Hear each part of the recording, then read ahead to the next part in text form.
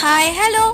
সেদিন হঠাৎ করে রেস্টুরেন্টে গেছিলাম একটু খাওয়া দাওয়া করতে, আর সেখানে গিয়ে খেয়েছিলাম ক্রিসপি চিকেন, যেটার দাম নিয়েছিল প্রায় 180 টাকা মতো।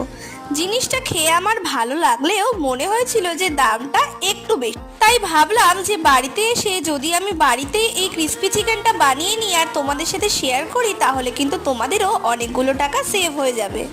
আর বাড়িতেই যদি রেস্টুরেন্ট স্টাইল স্টার্টার তৈরি করে নেওয়া যায় তাহলে তো কতই ভালো হয়, বাচ্চা থেকে বড় সকলেই কিন্তু সেগুলো খেয়ে অনেক মজা পাবে। যার জন্য কিন্তু আমি বাবাকে নিয়ে আসতে বলেছিলাম সলিড চিকেন, কারণ ক্রিসপি চিকেনটা কিন্তু সলিড চিকেন ছাড়া তৈরি করা যাবে না। আর বাড়িতে তো আমার কয়েক ধরনের সস ছিলই, তাহলে আর কি চটপট করে কিন্তু আমি রেসিপিটা তৈরি করে ফেললাম। তোমরাও কিন্তু বাড়িতে রেসিপিটা ট্রাই করো আর আমাকে কমেন্টসে জানাতে ভুলো না যে তোমাদের ক্রিসপি চিকেন কেমন লাগে। এটা খেতে কিন্তু একদম রেস্টুরেন্টের মতো হয়েছিল। ভালো লাগলে সাবস্ক্রাইব করে দিও।